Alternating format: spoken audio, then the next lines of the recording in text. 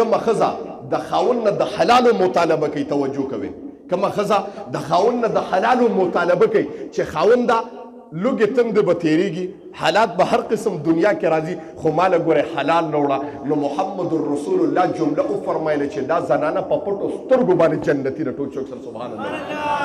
دا د ښځو تربیه وکړئ تاسو کور کې ښه چې ګوره ما نه مطالبه کوي نو د حلالو مطالبه کو. انسان دی عاجزه دی. د بچو دپاره یو صحابي ته وایي یو ورځ بار اوته مزدوري میلونه شوه. توجه کوئ د ما محترم، توجه کوئ. بار اوته مزدوري میلونه شوه، واپس راغی دویمه ورځ د لوږه او بچي هم اوږې دي، ښځه هم اوږې ده، خاوند هم اوږې دی. ښځې څه مزدوري میلونه شوه نو خیر دی، خاوند د ګزاره به کوو. صحابه و زما محترم، دا محمد رسول الله صلی الله علیه وسلم په مدرسه کې لوی شوي خلک وو. د محمد رسول الله امتیانو په حقیقت کې موږ هم ځان ته امتیان وایو. برای نام خاوند د خیر دی، زمانه به تېره کړو. دا ښځه پوه شوه، خاوند پوه شو چې زما ښځه الله والا ښځه ده. دوه ورځې یې ناره تېره کړه، په درېیمه ورځ بیا مزدورۍ له ووته. بیا ګویه چې مزدوري میلو نه شوه، ماښامي کې بیا راغی او په ګویه چې الله ته یې ژړلي وو چې ویې کتل د خپلو ښځې او د بچو په مخ کې ورته د لوږې آثار ښکاره کېدل. د ما محترم دا چا نه کېږي چې بچي د انسان 3 ورځې اوږي او دی ورته ګوري، داسې شته څوک؟ بیا به ته حلال او حرام نه کوې، بیا ته د بل د بچي د پلار نه ډزو باسې که نه. وایي هغه بله د یو انټرویو وه، وایي که زه اوږې شم او زما بچي اوږې شو، قسم دی د بل بچي یتیمان کړمه. دا خو کوي د خپلو بچو دپاره خلک که نه. وایي په 3 ورځ چې راغې خاوند وایي ما ته د ښځې او د خپلو بچو په مخونو کې د لوږې اثرات د جړا اثرات ښکارېده. قسم دی چې زما بچو د لوږې نه جړلي دي. وایي ټوله شپه داسې بیا په ناره درېیمه تېره شوه.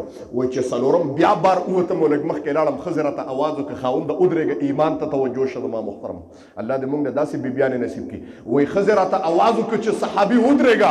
زه ودرېدم، ما ویې جوړ مطالبه غلطه کوي چې نن هر څه کوي، نن که هر څه یې کور ته بچو له وروړه. وایي چې ما مخ ور واړو، زما د سترګو نه اوښکې به یې دې صحابي وایي ما ته ښځې اواز وکړه خاونده سنو نن که زما اوږې مو دا لوږه تېروم دا فقط د الله د رضا دپاره تېروم، دا ما باندې د الله یو امتحان دی، زمونږ په کور باندې د الله امتحان دی. خو خاوند وره یو خبره کوم، دنیوي زندگی دا فانی زندگی ده، دنیوي زندگی تېرېدونکې زندگی ده. توجه شه وګوره، ته د مزدورۍ دپاره ووتې، ستا زړه ته دا تصور رانه شي چې زما بچي اوږې دي، زما ښځه اوږې ده، زه به حرام وکړم. خاونده یاد ساته د قیامت پر ورځ به زما د بچو لاسونه یو ستا به ګرېوانې که حرام دی وروړه، ځان د حرامو نه وساته. د ما محترم هغه بیبیانې وي، د ما محترم هغه څه وي بیبیانې وي. 4 ورځې بچي جاړي، ګویه بچي په لوبکړو باندې دي، قسم دې 2 3 4 شپې مسلسل لوږه تېرئ. ورته پته ده بیا محمد رسول الله ورته زیرې ورو.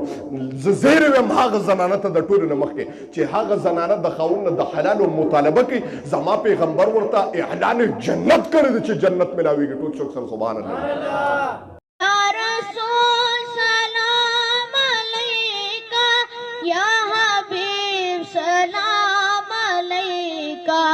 سلام